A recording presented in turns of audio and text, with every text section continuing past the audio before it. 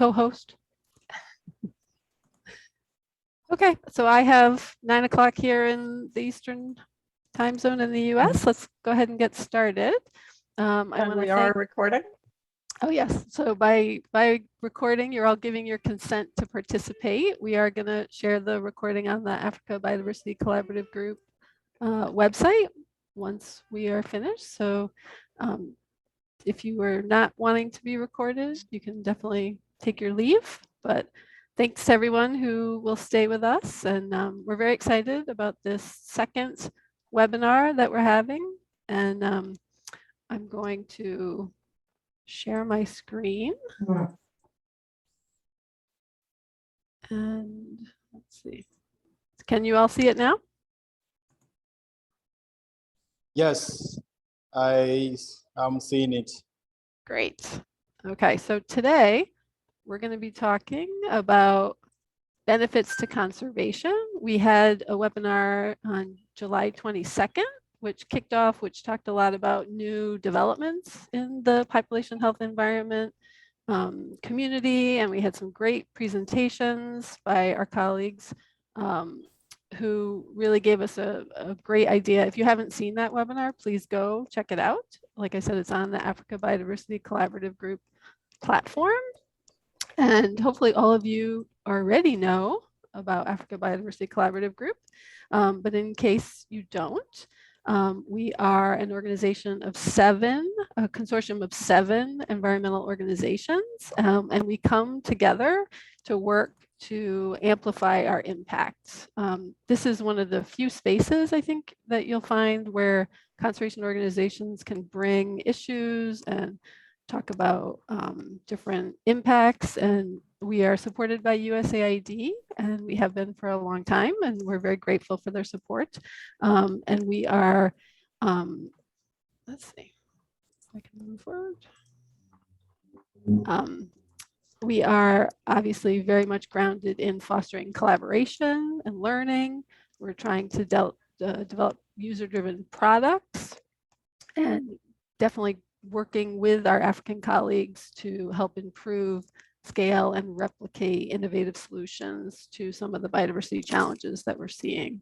And I know many of you on this call are already familiar with ABCG's work, but if not, I did put in the chat a place to go and sign up.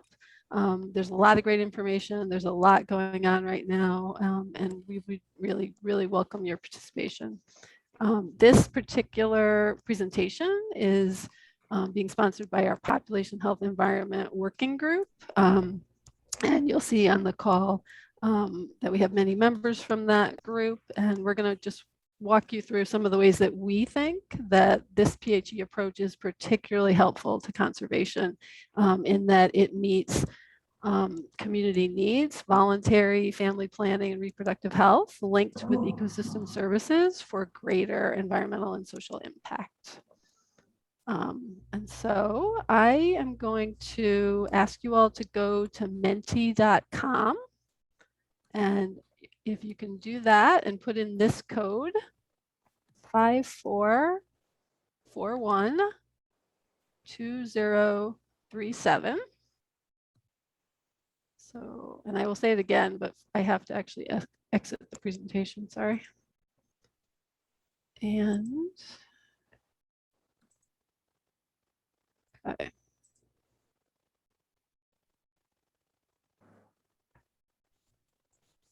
So can you guys see the Mentimeter?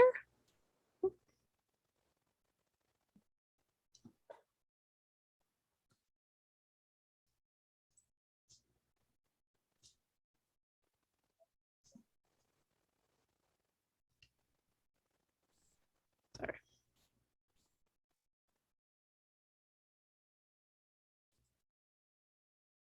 Okay. So, all right. It looks like we're live. Great. Okay, so for those of you who are kind of coming into the Mentimeter, according to Population Reference Bureau, what % of the population in sub-Saharan Africa is under 15? And I see we've got a couple of responses. I'll just read the Menti code again, 54412037. Okay, we're definitely getting more people now. Fantastic. Is my screen being shared? We still see the slide with the Mentimeter warm up. Oh, sorry. Okay. Okay, how about now? Yes. Now We can see the see. Mentimeter. Okay. Wow, so we have quite a difference there, huh? So looks like most of you are skewing toward 53% of the population under 15, and the answer is actually 42. So maybe not as many as you thought, but definitely a significant number, right? And we're going to hear from Tess in a little bit about some of the implications of that. So here's another question. So true or false? The proportion of births among adolescent girls age 15 to 19 in Africa remained flat. So didn't change, didn't increase, didn't decrease between 1990 and 2020. What do you think? True, false? I don't know. Those are your choices. Okay. Great. Thank you all for participating. So it is actually true, which is surprising maybe, that the proportion of births did not really increase or decrease. So something to think about as we go into the presentation. And then in 2 to 3 words, what in your mind are the benefits to conservation of the PHE approach? For those of you who know about PHE, what would you say are the benefits, just in a couple words? Just whatever you feel.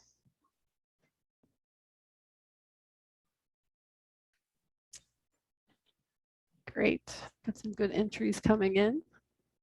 The win-win, that's a great one. Women-centered. Holistic, that's a great word. We're going to hear that a little bit.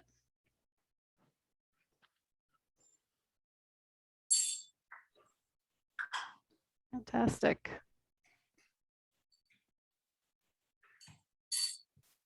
Excellent. Great. Good. Got some great entries in there, and it's good to see some of the terminology that we have been using in the PHE space for a while. The integrated, empowered communities, the focus on women, gender, and the idea that the whole taken together is greater than the sum of its parts. So this is fantastic. Thank you guys very much for participating. So I'm going to stop sharing right now. And let's see. I will, first of all, I want to introduce our speakers. Hopefully you all have seen the program. We're going to do Tess McLeod from Population Reference Bureau is going to give us a presentation on the hot off the presses PRB data sheet for 2020, and it's going to be very exciting to see those results. I don't know if you are as nerdy as I am. I always look forward to this time of year so we can kind of see what's going on in the world. And then Romanis, who is from WWF Cameroon, is going to give us a look at what has been going on there in the Lobeki area. He's going to talk to us about PHE, and then I'll just sum up with a couple of thoughts from the Africa Biodiversity Collaborative Group PHE space on what we see as the benefits to conservation. So let me turn it over to Tess, and then, sorry, Natalie Simondo from World Wildlife is going to do our moderate our questions. Okay, so let me go back to sharing screen.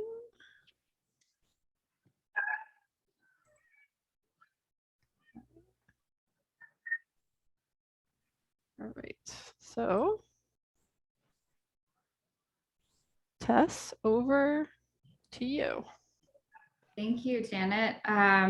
Good morning, good afternoon, good evening, everyone. It's great to see some familiar faces and some new faces on the webinar. So welcome to everyone who's joining. And a big thank you to the African Biodiversity Collaborative Group and Conservation International for hosting this webinar. As Janet said, my name is Tess McLeod. I'm a policy advisor at Population Reference Bureau, leading our focus area on population health and the environment. Today, I have the pleasure to share with you some highlights from the 2021 World Population Data Sheet, which was published this week by PRB.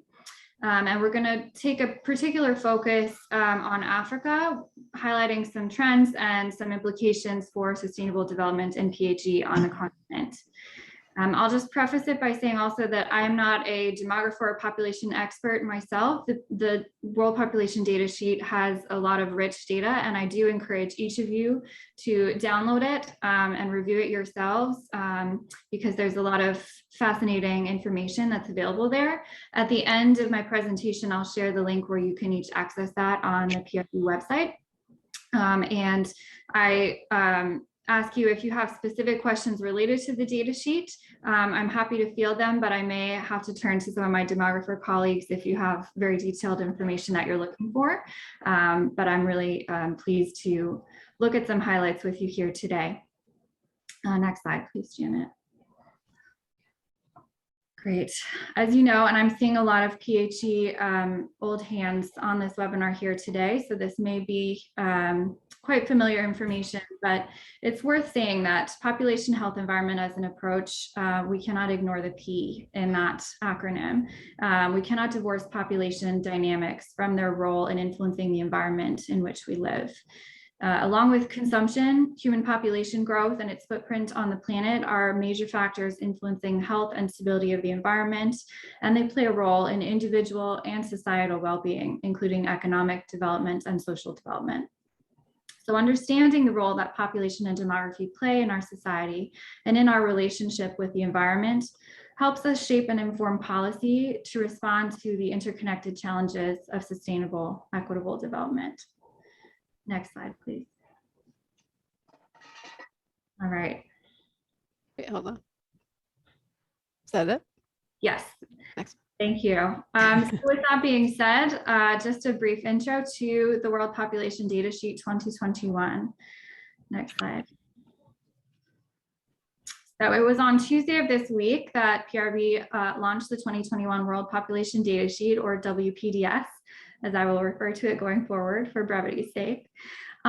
This, as Janet mentioned, is an annually published tool, which is now in its 59th iteration. It's a long-standing tool that PRB has been putting out. And it is a central and trusted resource to inform policy and programming around population issues, including population health and environment. So I'm happy to share some brief snapshots from the WPDS today and share with you, as I mentioned later. Sorry, I think we went one too far. One too far? Sorry. Yeah. Okay. I will get there. Okay, sorry. Yeah, I will share the link for you all to access and download the WPDS, as I said. But just right now, as a very high level, as of mid-2021, so August 2021, the global human population has reached 7.8 billion people. And in this year's iteration of the WPDS, we have added a special focus on global fertility, including highlights of the proportion of births to mothers aged 15 to 19, as you saw in that Mentimeter in the beginning. So now we can move on, Janet, thank you. So since the last data sheet was published in 2020, the world has undergone a lot of changes. We have faced the extreme challenge of global pandemic on top of climate change and other factors that have influenced population dynamics and health worldwide. And it's worth noting that we're not yet fully certain of the impacts that COVID-19 has had on global population dynamics. There are indications that in some regions, it has reduced life expectancy, such as in the United States, and high-income countries, and also increased the crude death rate globally. But the overall effect on other factors such as fertility rate is not yet certain. So I just want you to keep that in the back of your head as we're reviewing these data. Thank you. Next. As I mentioned, in this year's WPDS, we've included a special focus on global fertility. Fertility is obviously one of the primary population dynamics, along with death rates and migration rates, and it varies widely from lowest income countries to highest income countries. Globally, in this year, the total fertility rate has declined from the past, with a consistent decline over the past decades, and is now at 2.3 children per woman globally. However, there is really great regional variation, as we'll talk about shortly with the African continent. We've also highlighted the births to young mothers aged 15 to 19 worldwide, as childbearing among the very young is associated with poorer health and educational outcomes, as well as economic outcomes, and can be associated with harmful gender norms impacting women, their families, and society at large. So in the graphic on the right, you can see the percentage of mothers aged 15 to 19 globally, with the highest rates with the darker brown color of 16% plus, mostly located in sub-Saharan Africa and Latin America. Next, please. All right, so those are some high-level stats from the WPDS, but let's take a little bit of a deeper dive into Africa. Next, please. So in 2021, Africa's current population has risen to 1.4 billion people, with the most populous countries contributing a very large proportion of that total. You see here, the largest country in Africa is Nigeria at an incredible 211 million people. Next, please. So here are some snapshots that are some pretty fascinating information just to paint a picture here. Overall, we see that Africa's population is large, it's very young, it's increasingly urban, and it is growing. So as I mentioned, across the continent, and this includes Northern Africa, the population is 1.4 billion, which represents currently 18% of the world's population. The vast majority of that, 82% at 1.1 billion, is sub-Saharan Africa, which is the major driver of population growth on the continent. In sub-Saharan Africa, not all population growth is the same. There are certain regions and specifically certain countries that are really driving a lot of the population growth. So the three most populous countries in sub-Saharan Africa, Nigeria, Ethiopia, and the Democratic Republic of Congo, account for much more than a third, actually 38% of sub-Saharan Africa's total population among three countries. There's also increasing move towards urban areas. We've seen rapid urbanization, some major metropolitan cities that have just exploded, where nearly half of the subcontinent's population now are located in urban areas, with very distinct implications for the health and sanitation in those areas. Also, 42% of sub-Saharan Africa's population is under 15 years of age, as we highlighted in that Mentimeter. Thanks. All right, so checking out fertility and growth rates in Africa. As we mentioned, Africa's population is very young, and that is driving a lot of its growth. Africa has the highest fertility rates of any region, topping the list with 7 children per woman in Niger, which is the highest fertility rate globally. However, all of the world's countries with fertility rates over 5 children per woman are located in Africa. This means that the population is growing rapidly, with a projected 2.5 billion population in 2050. So nearly doubling, although there are some regions that will more than double in that time period. Middle Africa, which is shown here, including the DRC as one of those major drivers of population growth, is projected to grow by 123% by the year 2050. Western Africa is the second fastest growing region, which will also double in that time. Next, please. Africa's population remains very young, and these young population start their childbearing very early. Again, Middle Africa is the driver of this. It is the youngest population worldwide. And along with having the fastest, the highest fertility rates, it has the fastest growth rates and the youngest population, with 46%, so greater than the continental average of the population under 15. Other parts of Africa vary widely. Southern Africa, for example, has only got 29% of the population under 15. So there's really a strong variation across the regions. And as we mentioned as well, 15% of all of the births in Africa are to young women aged 15 to 19, so starting childbearing very early, which is associated with lower health outcomes, lower educational outcomes, and lack of economic opportunity for those women and their families. Next, please.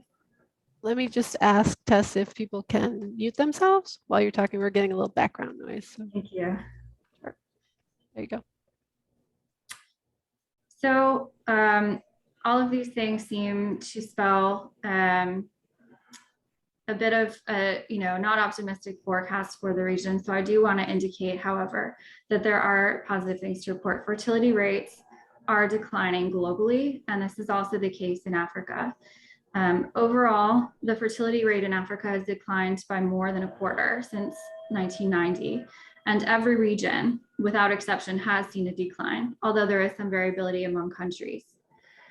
We know that fertility rate is due to a number of factors. One of these, which includes access to comprehensive sexual and reproductive health and rights, such as voluntary family planning, to reduce unmet need for contraception and allow women to plan their ideal family sizes. We know also that as fertility rates decline, this opens up opportunities for economic and sustainable development within the countries. As the proportion of the population who are dependent and not working shift into the workforce at an older age, this provides an opportunity for economic growth and seizing of a demographic dividend.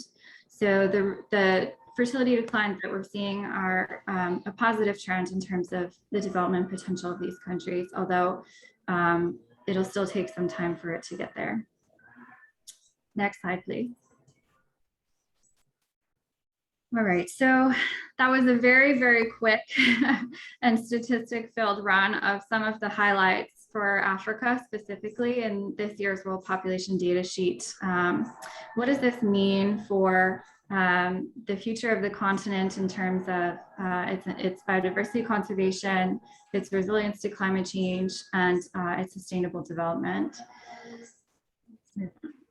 So we've seen that Africa continues to face high population growth, high fertility rates, which are driven by a very young population and early childbearing. This is very regionally based. In particular, Middle Africa and Western Africa are projected to grow rapidly in the coming decades if there are not policies put in place to support women to reach their reproductive ideals and to address the unmet need for family planning and other drivers of fertility rate. Population dynamics in Africa intersect with the continent's rich biodiversity, its vulnerability to climate change, conflict, and many other risk factors. Unfortunately, many of these factors intersect in the same geographic regions. It's therefore important to adopt policies and programs based in evidence, such as what we presented here today, that address the risks in a multi-sectoral fashion. Next, please. So I'm really keen to hear the discussion with the group here and take your questions. I think some of the actions that can come out of what we've seen here today to address the future of the continent and how population growth intersects with sustainable development and biodiversity conservation. We've seen that addressing these in a multi-sectoral way through interventions like population health environment generates a win-win that addresses the holistic and intersectional nature of some of these challenges. We know that reducing barriers to family planning access is a multi-sectoral best practice that allows women to reach their reproductive goals while also providing better health and stability for their families and for the environment. We've seen particularly that there are several regions that will be of important focus in the coming decades. Middle Africa and Western Africa are the fastest growing and youngest regions and merit the most investment. We've also seen that youth now make up a large proportion of the population in Africa, and they have very specific reproductive health needs that will need to be addressed in policies and programs, but they should also be implicated as leaders and champions in their own health and their own well-being. Lastly, I'll just leave you with the thought that it will be important to address these issues through broad and multi-sectoral coalitions. They can't be done through one sector alone, and it's important to understand how issues of population and demography interact with food security, with conflict, with biodiversity conservation, with economic development, and with gender inequity. So these are things that can all be addressed through multi-sectoral approaches, such as population health and environment. And then as promised, I will leave you with the link to access the WPDS on your own. It's an interactive web feature now, but can also be downloaded and printed as a poster. And it's very worth the time to explore and to learn a little bit more about the population dynamics that we're seeing worldwide. So I'll put it also in the chat so that you can access that link. And thank you so much for your attention. Great, thank you, Tess. For those who are looking to add to their home office and redecorate, that poster would make a very nice addition. And the interactive version is great too. So thank you so much. I think I'll ask everyone to just hold their questions, note them until after all the presentations. So that was fantastic. That gave us a really great glimpse into what the current conditions are and the current dynamics. So thank you so much. And now we're going to turn it over to Romanas, who's going to tell us about Lobeki National Park in Cameroon. Over to you. Yes, good morning and good afternoon, good evening to everybody. So I'm going to take you through to the presentation on population health and environment and lessons learned from Cameroon. So I'm the program manager for WWF Lobeki National Park. And the presentation plan is, I will be talking about the location of Lobeki National Park, the main activities that we have carried out, lessons learned. But before I get to lessons learned, there will be challenges and a few solutions that we are trying to put forth. Next slide, please.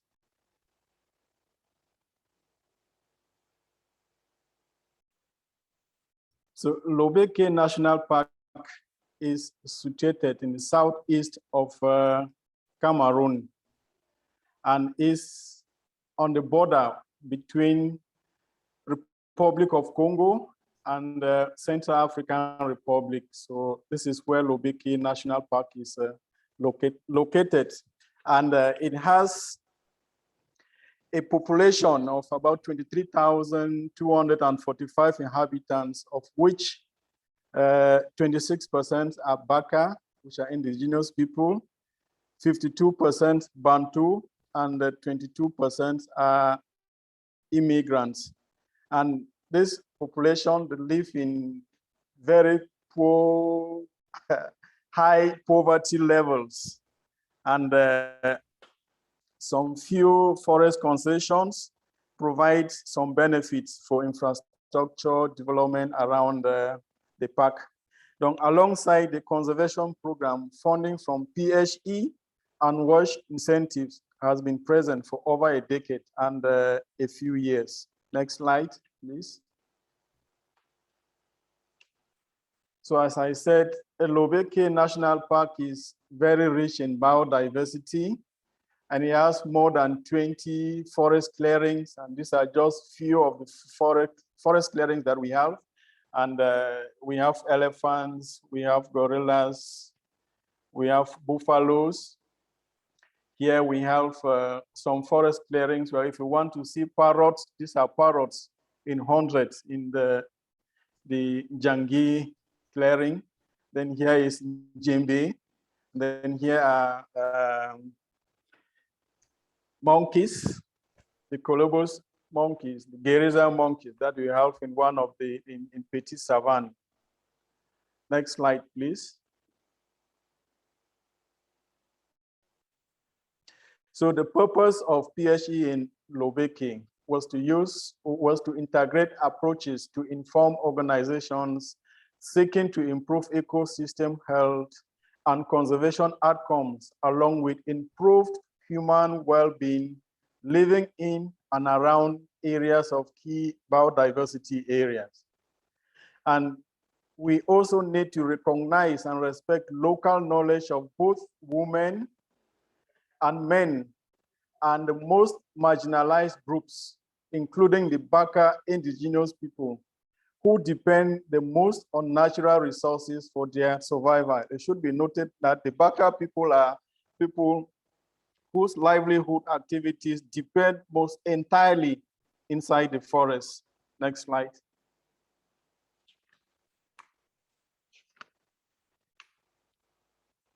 So the main activities that we've been carrying out will be training of health and environment scouts and school clubs, local NGOs and government partners on PHE messages and best practices. If you look here, this slide is showing Women Health and Conservation Society. It's a local NGO based at Mambele. So we train women focal points to facilitate mothers groups on nutrition, food preparation demonstrations supported by health staff, train Baka traditional birth attendants, male and female youths on reproductive health issues to educate peers. Then we have collaborative work with local partners, government, health, agriculture, education, and forest and wildlife ministries. Then we also have to conduct mass campaigns and small group demonstration on integrated PHE messaging and best practices. Technical assistance for household latrines, promoting wash concepts. Then we also provide technical support to communities, including women's groups in the various PHE cross sectors. Next slide, please.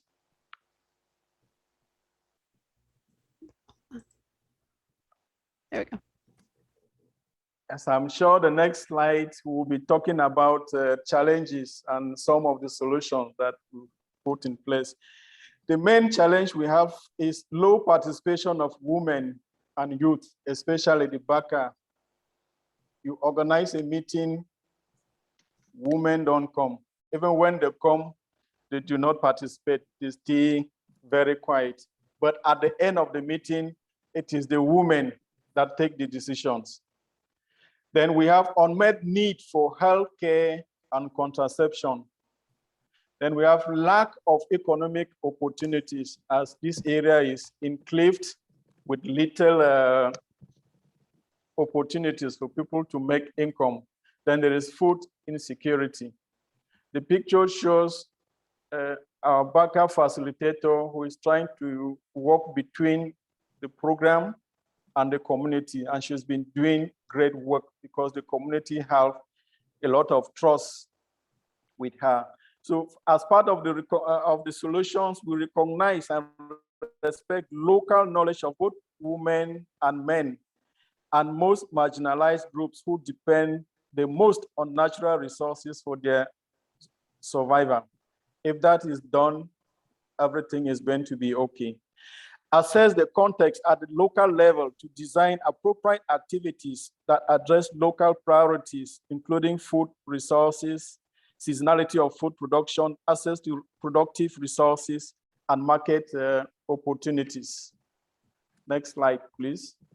Now we'll be talking about the lessons learned during the implementation of the activities.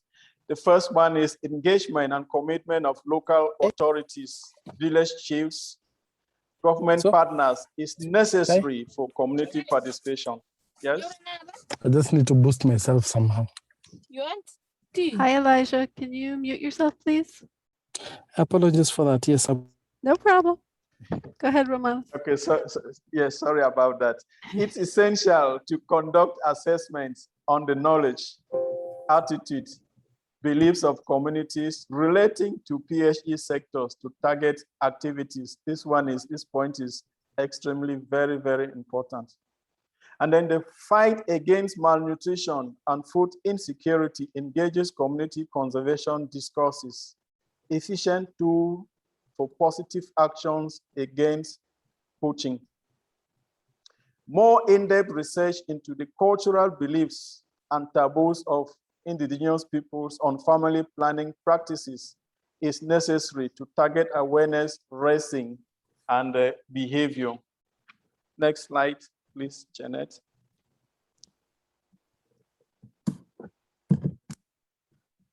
Next slide is still about the lessons learned and strengthening the capacities of traditional authorities, midwives, and traditional healers in sexual and reproductive health, and linking them to the chain of healthcare makes them feel valued and quickly refer cases of pregnancy complications to the nearest health centers is very important, and that is the experience we've had.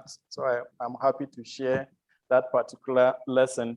Then we also need to engage and train male and female youths in issues relating to family planning, reproductive health, to become peer-to-peer educators and more effectively reach out to teenage peers to raise awareness on these issues. I think this lesson learned falls in line with the previous presentation, where we saw 15% or whatever of children being 15 to 19 years getting pregnant. To us, that is too early. Next slide, please. Is that the right one? Yes, that's the right Yep. one. The cultural food taboos among the indigenous peoples are challenging to address. Practical demonstrations help in getting them to adopt best practices, because there are some foods which they believe they don't want to eat them, but it's normal and it's nutritious. So with demonstrations, they have been able to pick up and have been consuming. So involvement of household heads, most often men, is essential for a successful nutrition and food security program for lasting solutions. Next slide, please, Janet. So I'll be talking about opportunities for future PHE interventions. The first one will be to facilitate dialogue across gender and age groups on the importance of reproductive health to people and their environment. The next one will be to present conservation messages alongside health and livelihood information across multiple channels. And then we need to strengthen health systems, because in the rural areas, they are very, very poor.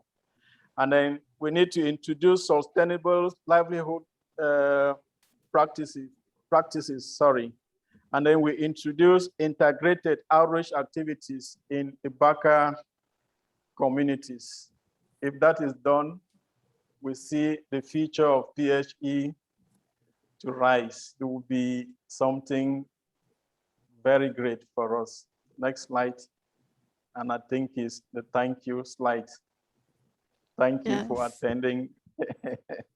Thank you, Yeah. Romanos. This is fantastic. You've given us such a great view of what's going on in Cameroon and Lubeki. And I know I personally knew about Lubeki before, and I'm so excited to see what's going on there and the innovative solutions that you guys have put in place. And so everyone save your questions. I'm just going to conclude the panel with a couple of thoughts from the Africa Biodiversity Collaborative Group, PHE working group, which includes Natalie Simoneau from World Wildlife US, Stephanie, who's joining us hopefully from Jane Goodall, and our colleagues who have been working in Tanzania, Uganda, and Cameroon on these great projects. We've had a task on PHE for the past five years, I believe. And we definitely, in our threats assessment and analysis, that's part of the USAID requirement, did still, highlight the fact that there are these dynamics you've heard already about, which is very much unmet need. Every time I think about the PHE approach, I'm reminded that conservation has changed so much over the last 20 years. We still have very successful species programs and protected area programs, but really the reality is there are so many other pieces to conservation, and really this entry point for addressing community needs in a holistic manner and creating positive change and win-win or value add is still very much relevant.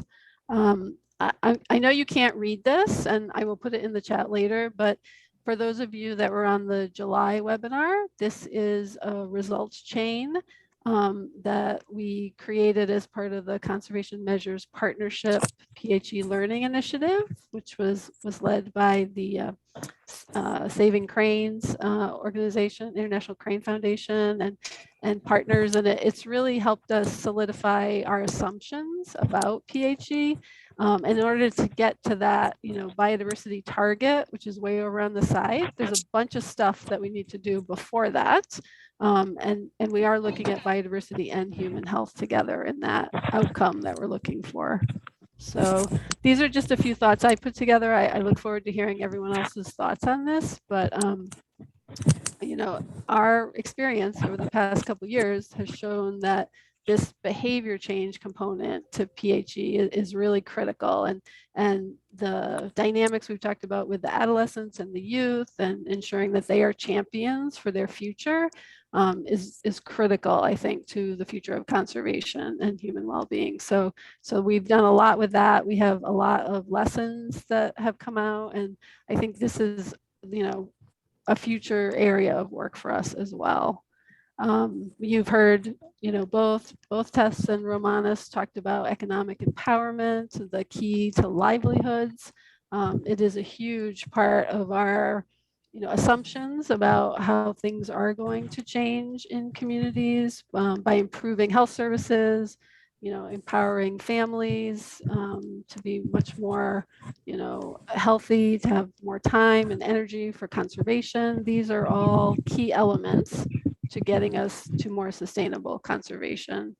And then finally, we talk a lot about resilience and the ability of communities and individuals to cope with the changing climate, stresses and shocks. And I think we have seen, over the past many years of PHE that those multi-sectoral dimensions do help to ensure there's much more participation, that things are in response to community needs, the community leadership, and that, conservation isn't just viewed as a thing that's over there, that it's very much a part of everyday life as nature underpins so much, right?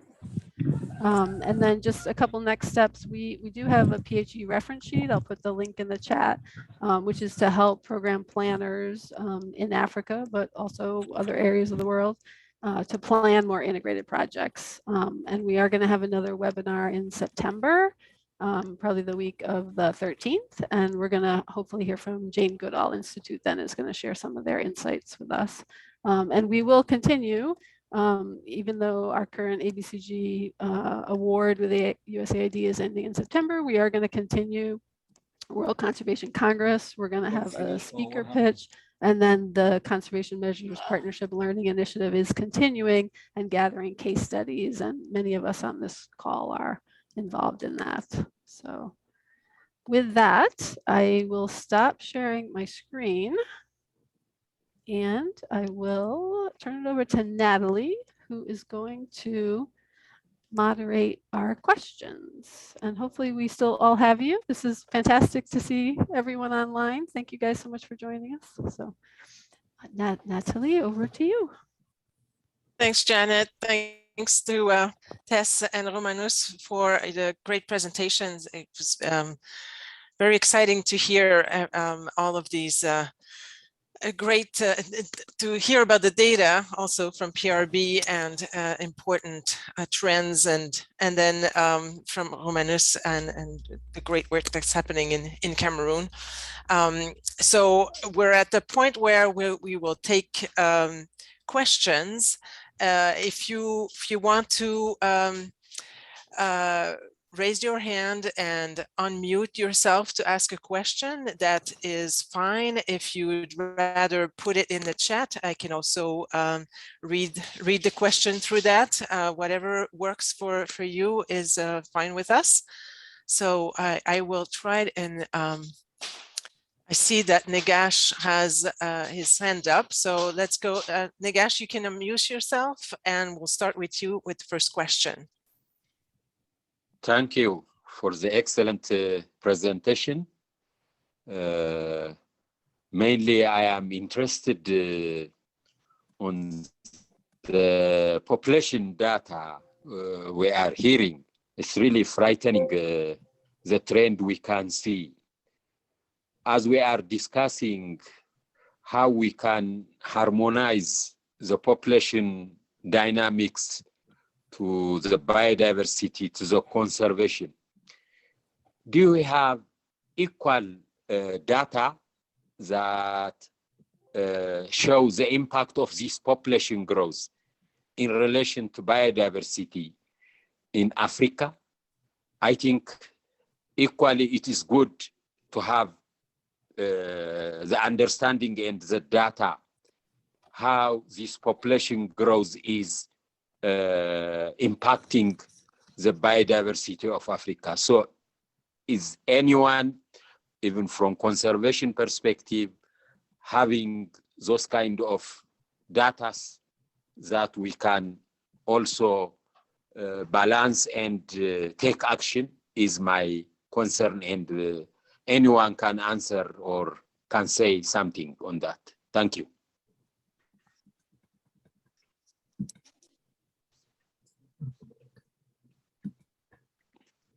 Maybe I'll just start there, Negash.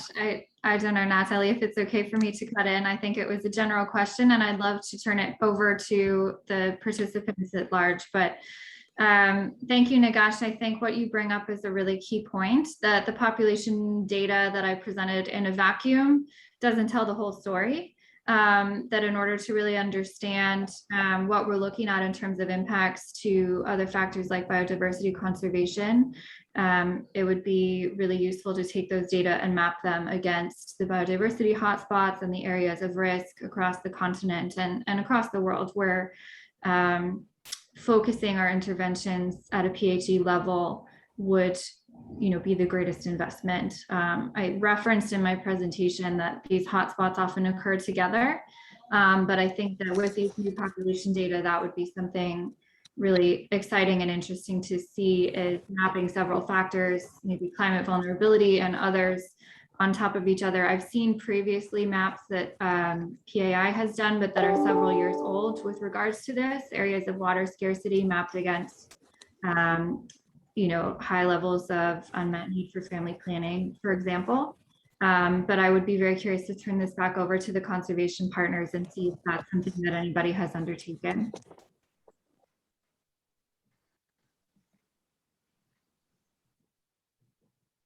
Romanus, did you want to intervene? Did you want to add something? Yes, from my experience, when there is a very large increase in population and the people have a very great taste for wildlife, that has a very big impact because everybody will want to eat bush meat.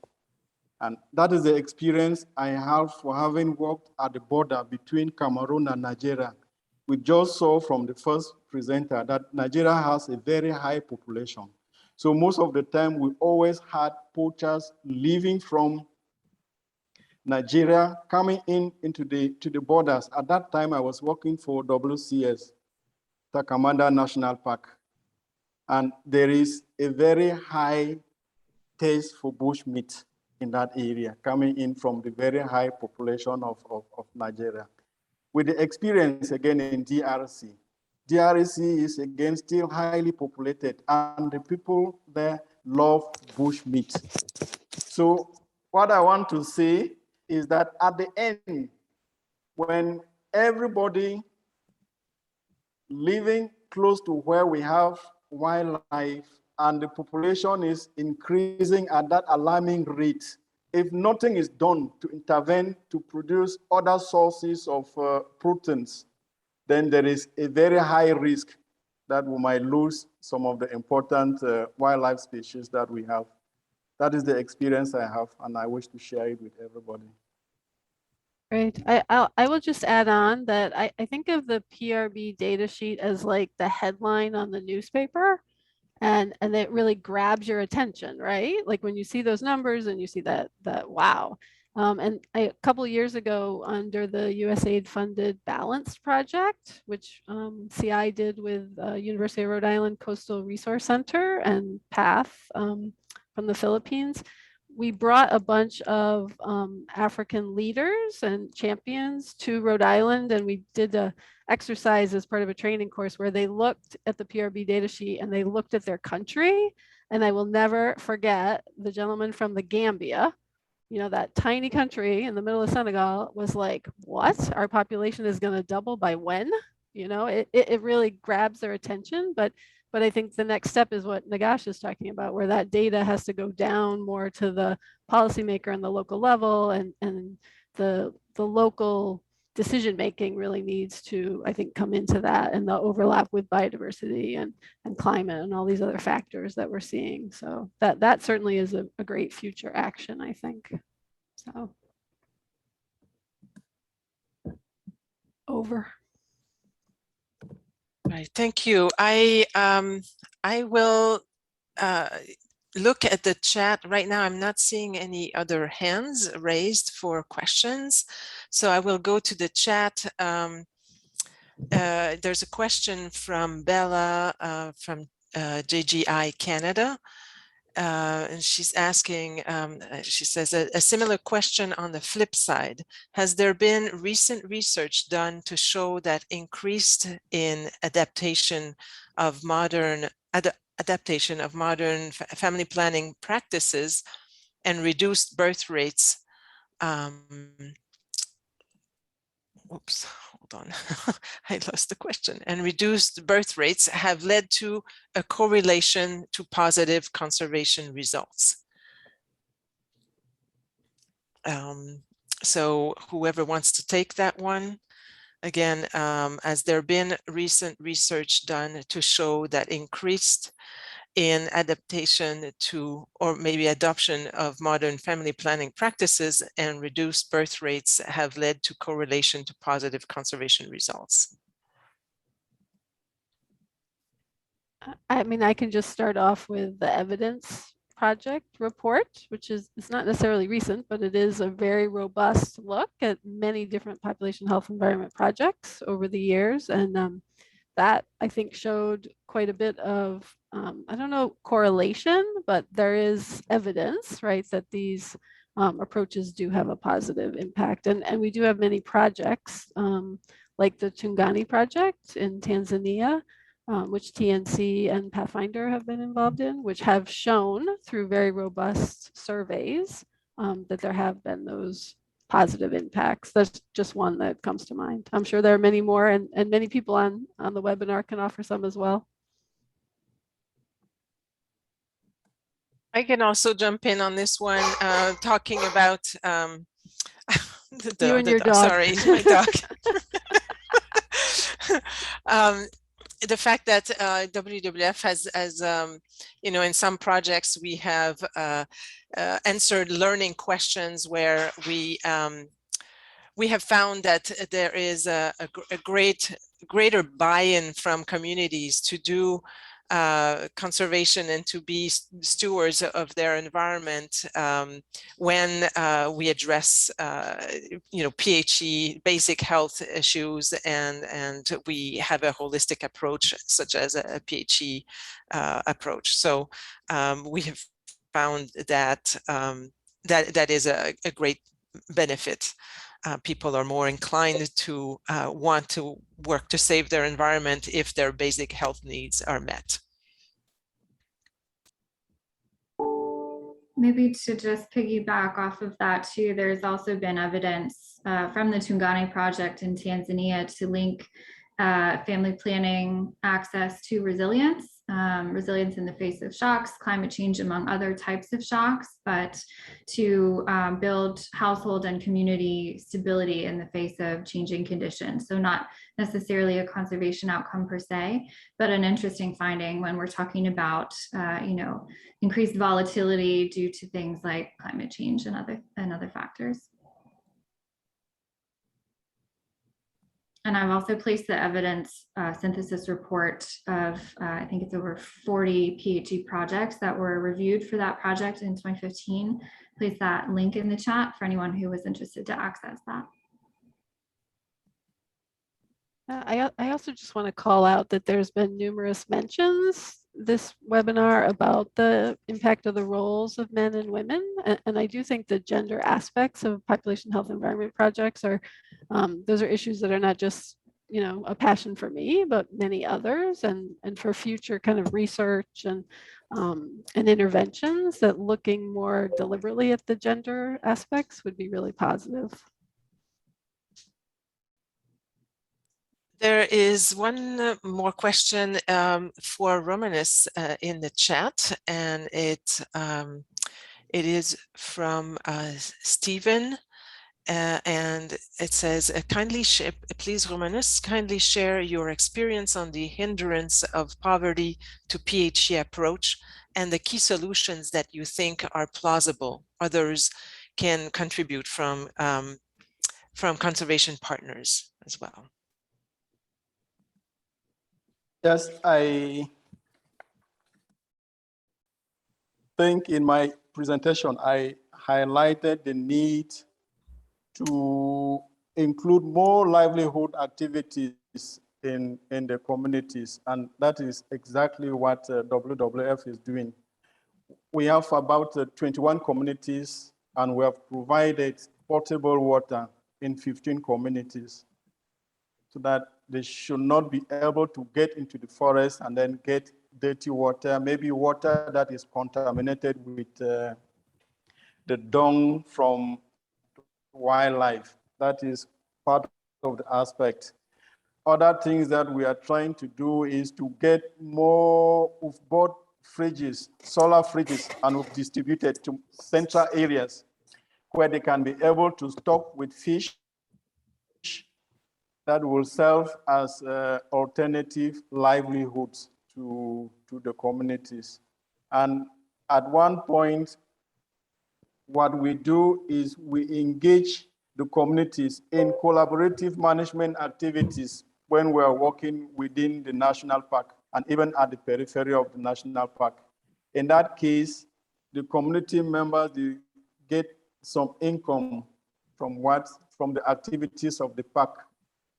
And that also helps assist them in solving some of their issues. I think that's what I have for now for Lobeki concerning that question. And maybe Natalie has some interest or some experience around Lobeki. She can add one or two things if possible.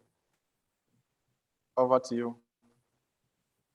Sure. I mean, I think you're right in saying that reducing poverty, like we definitely need to address livelihoods issues, especially because Lobeke and many places that where it's really high in biodiversity, but populations are very remote and far away from markets or for many economic opportunities. It is important to think creatively and find solutions with the communities as to how to develop sustainable livelihoods opportunities for them and improve their income generation. And that way, you know, the urgency to find, for example, if they quickly need money for health issues to fix a health problem in their family, they won't be as inclined to go and poach quickly to get the money to cure, you know, whatever disease their family member may have, or to help with emergencies and so on. So that's very important. So thinking about value chains, like market access to non-timber forest products, for example, and making sure that communities have access to natural resources and that they know how to harvest those sustainably and process those so that they're getting the benefits out of the natural resources to bring them out of poverty is very important as part of the PHE approach, as part of any conservation approach. If we don't address poverty issues, we'll never get to the conservation and human well-being outcomes that we aspire to. Thanks.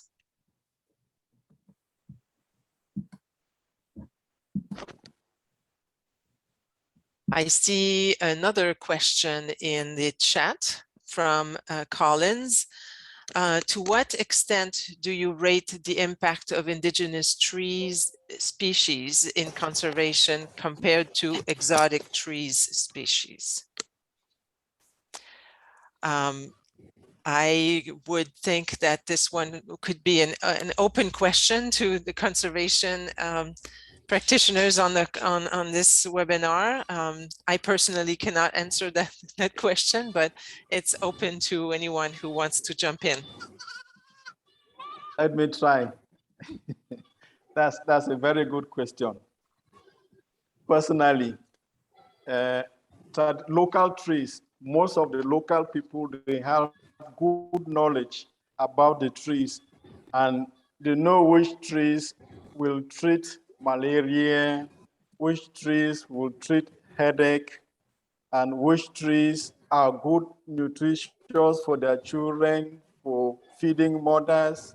Some of the trees, as the people claim these days, can even treat COVID around Lobeki. And that is what people are drinking to treat themselves from the COVID. So and with the exotic trees, the disadvantage is that people may not know.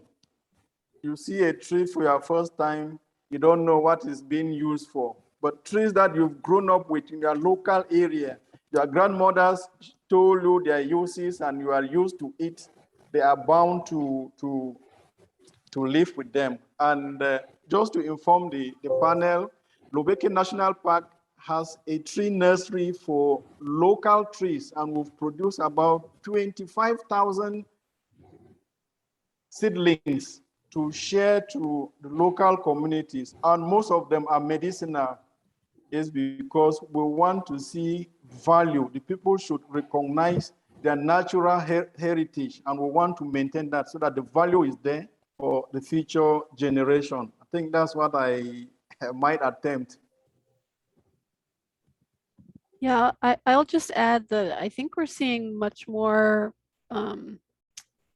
like recognition, and it really is, it should have been there from the beginning, obviously, but more recognition that in regenerative agriculture, those indigenous species are incredibly important.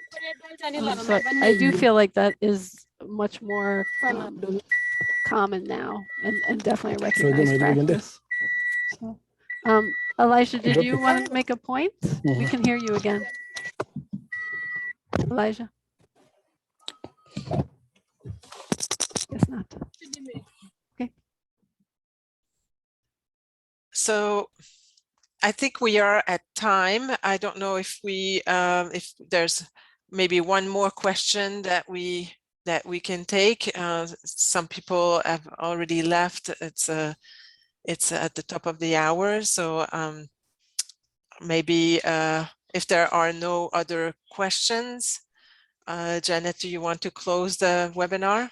Yeah, I want to thank all of our presenters and everyone for joining us for this conversation. I'm sure you're going to take away a lot of these messages in the day, and you're going to be thinking about, right, population growth in Africa and what we can be thinking about and collaborating on multi-sectorally, which I think is the real call from a lot of these presentations. So I hope you all have a great day. We will put the recording on the ABCG website, and we will look forward to another webinar in September.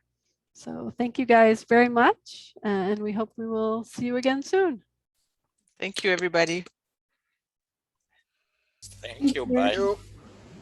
Thank you. Thanks so much. It was really good. Thanks for joining, Thank Karen. Thank you. Bye. Bye.